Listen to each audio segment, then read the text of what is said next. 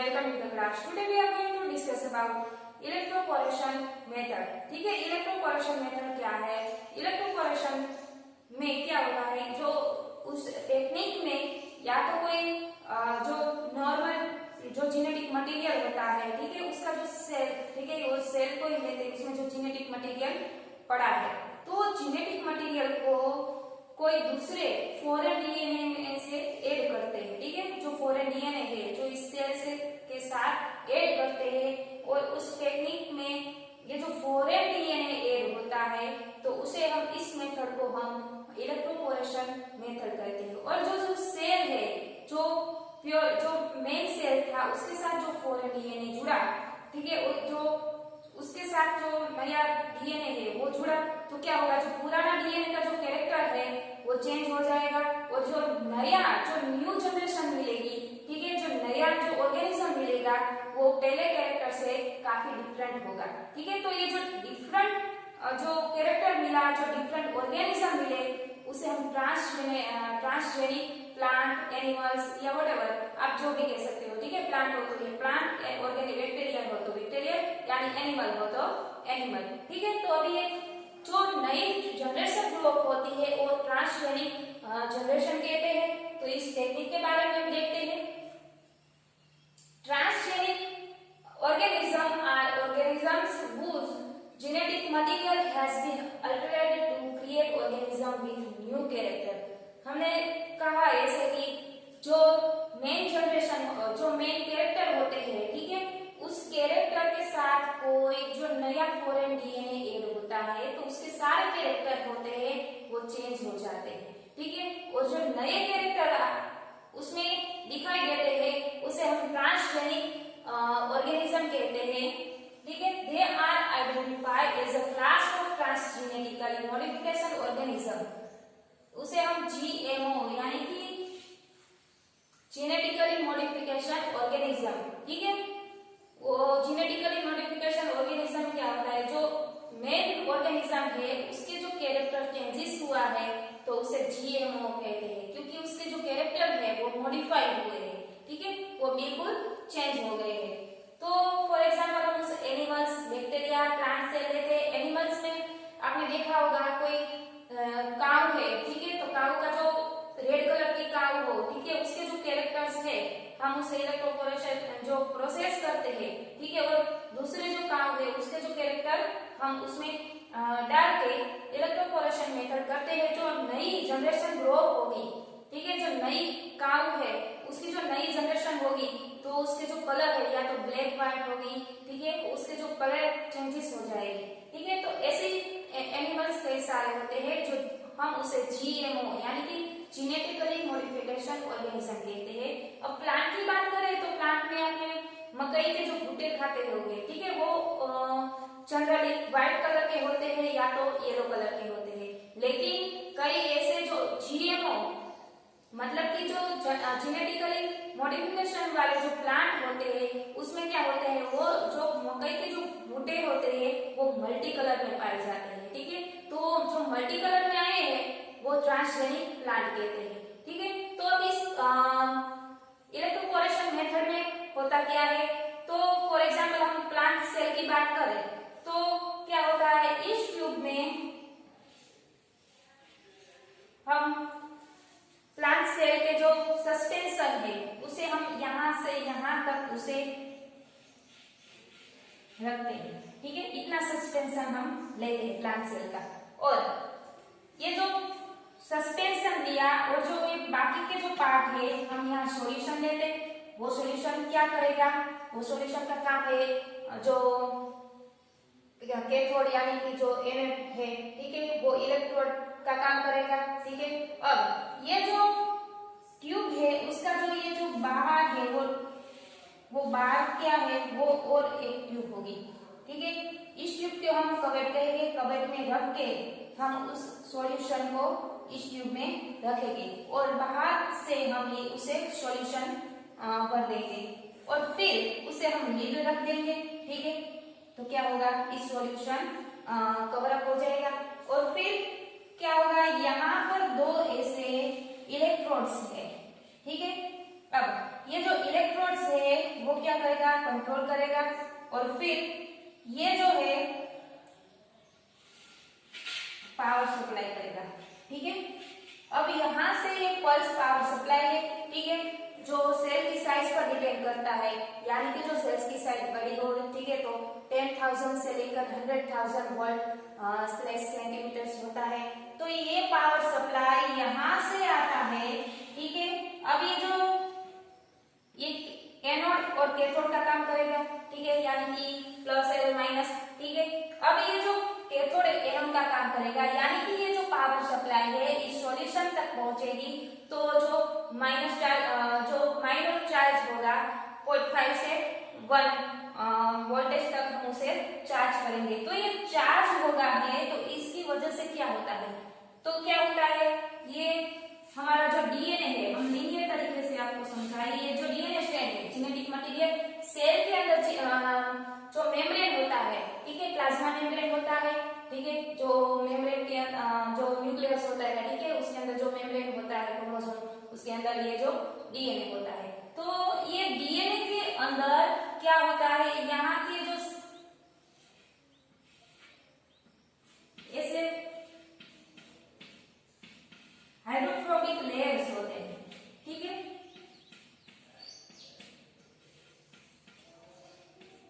इस मेम्ब्रेन में hydrophobic layers होते हैं, ठीक है। तो ये जो हाइड्रोफोबिक लेयर्स है, ठीक है, ये हाइड्रोफोबिक 2 टाइप के लेयर होते हैं, ठीक है। अब लेयर 1 एंड लेयर 2, अब हम उसे चार्ज करते हैं तो क्या होता है, ये जो हाइड्रोफोबिक लेयर्स है वो उसकी जो स्ट्रक्चर है वो वीक हो जाएगी, इसकी बॉन्ड है वो वीक हो जाएगी, ठीक है। उसे हम इलेक्ट्रिक शॉक देंगे तो इसकी जो बाइंडिंग है वो वीक हो जाएगी, तो वो स्ट्रक्चर ऐसे बनाएगा।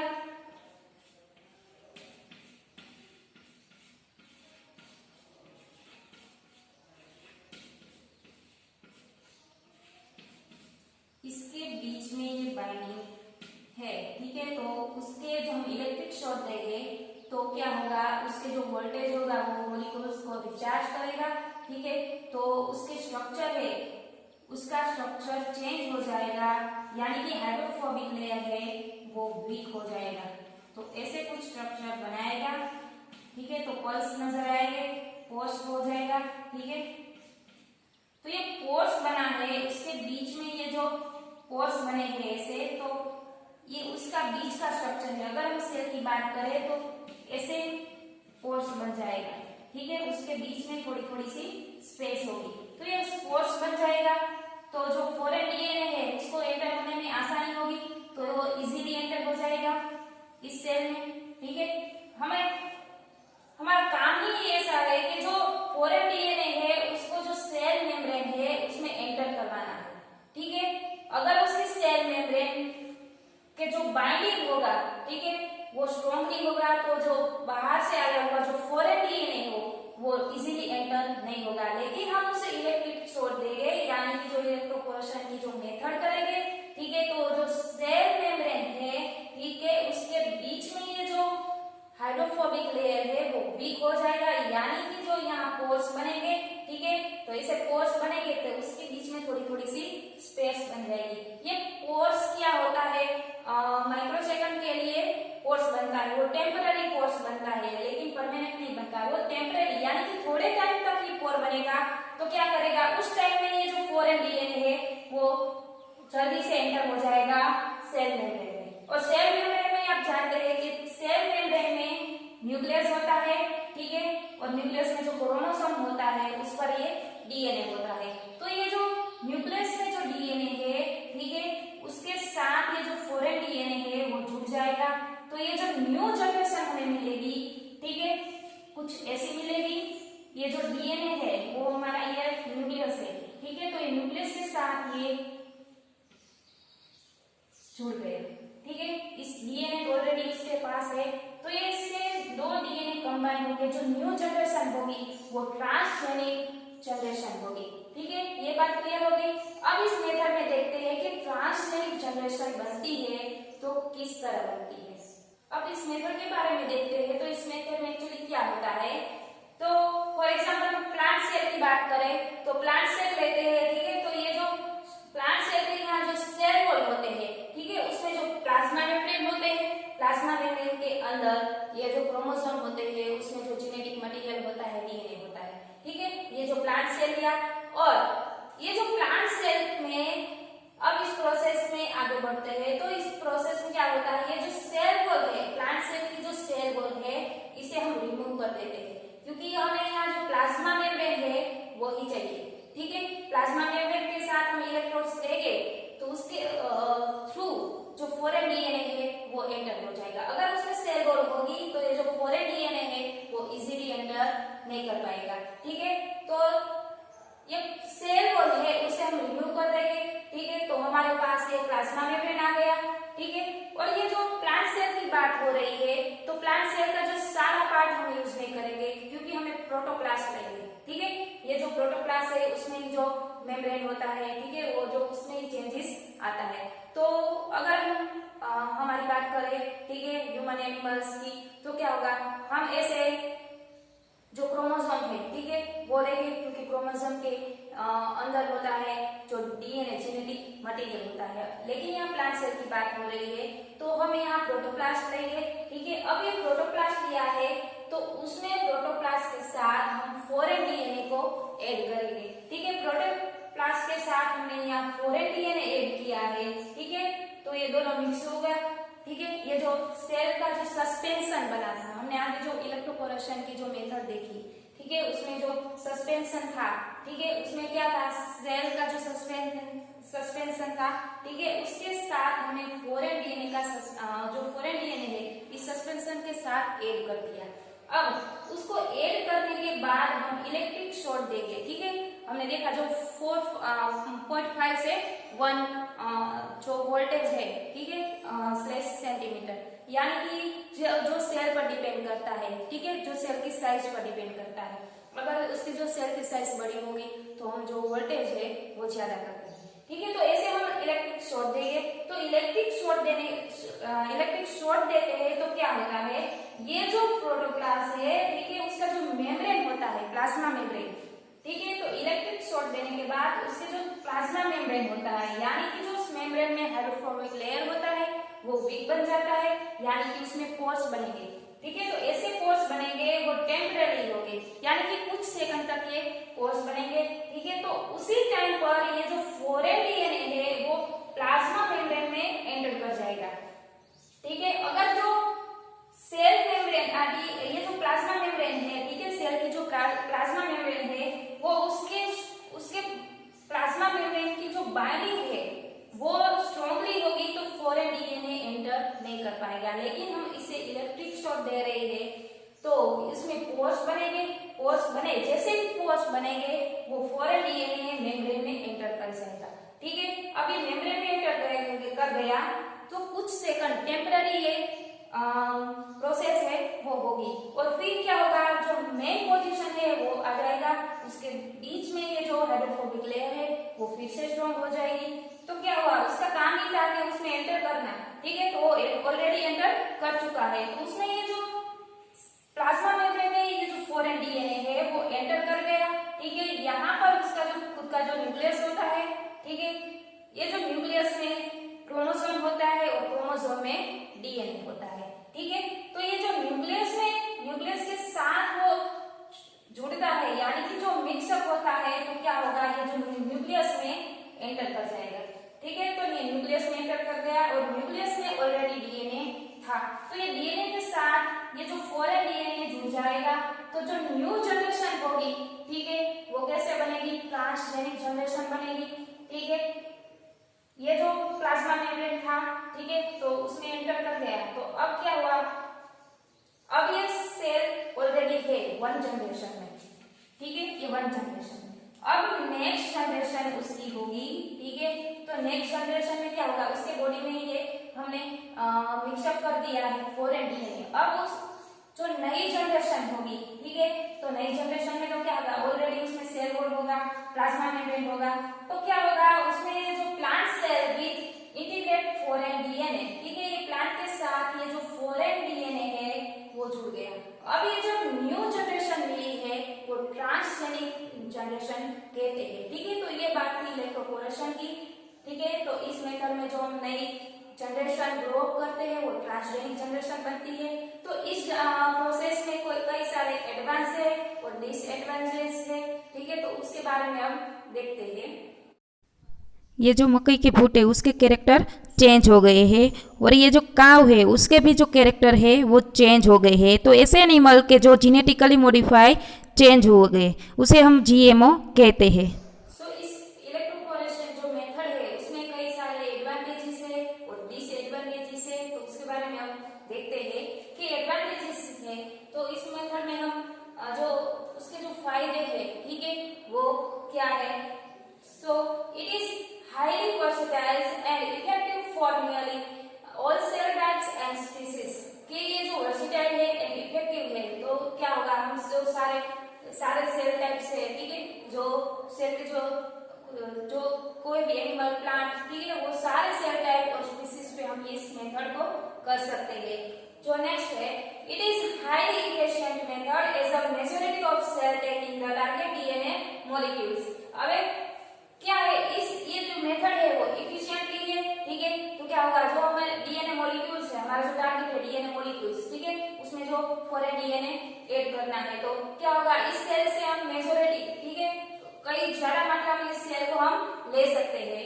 नेक्स्ट है, it is can be perform at small scale and only a small amount of DNA is required as compared to other method. ये जो मेथड है, ठीक है, बहुत जो लंबी प्रोसेस नहीं है, शॉर्ट में ये प्रोसेस होती है। ठीक है, कई प्रोसेस आती है जो लॉन्ग होती है। तो ये जो अदर मेथड है, ठीक है, कई दूसरी प्रोसेस है ये प्रोसेस, और ये जो प्रोसेस है उसमें क्या होता है, ये शॉर्ट में होती है। तो क्या होता है, इसका जो स्केल है वो भी स्मॉल होगा और उसमें ये जो अमाउंट है वो भी स्मॉल होगा। यानी कि इस प्रोसेस में हम इजीली ये प्रोसेस कर सकते हैं। ठीक है, उसमें जो इस प्रोसेस में जो सेल है उसका जो सस्पेंशन है, ठीक है, उसमें जो पूरे डीएनए का जो ट्रांसफर होता है, ठीक है, और जो नया है वो ट्रांसजेनिक जो एनिमल्स हो, प्लांट हो या जो ट्रांसजेनिक ऑर्गेनिज्म है वो हम ले सकते हैं। ठीक है, तो ये सारे थे एडवांटेजेस और जो दूसरे है डिसएडवांटेजेस। कई केस में ऐसा होता है कि ये जो प्रोसेस होती है उसमें सेल डेथ हो जाते हैं, ठीक है, और पूरी तरह से प्रोसेस नहीं हो पाती। तो उसके डिसएडवांटेजेस देखते हैं। तो फर्स्ट है, cell damage is one of the limitation of this method caused by irregular intracity pulse resulting in too large pores which fail to close after membrane discharge। अब कई बार ऐसा होता है कि सेल डैमेज हो जाते हैं, ठीक है, किसकी वजह से, हम जो इलेक्ट्रोड्स देते हैं, ठीक है, जो इलेक्ट्रोड्स होते हैं प्लस और माइनस, ठीक है, उसके जो आयंस होते हैं, ठीक है, वो इरेगुलर हो जाते हैं। तो ये इरेगुलर होने के कारण उसमें पोर्स बनता था, ठीक है, ऐसे पोर्स बनते थे,